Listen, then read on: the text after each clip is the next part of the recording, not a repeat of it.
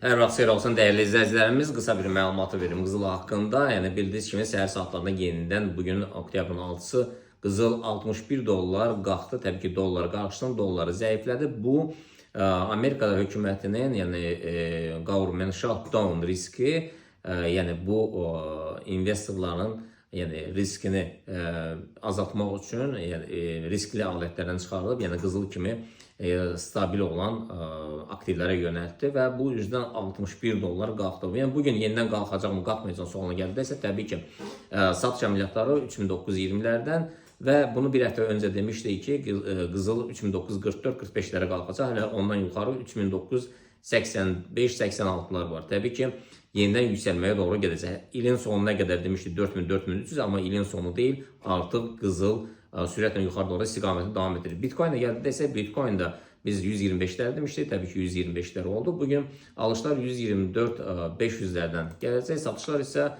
122-400-lərdən.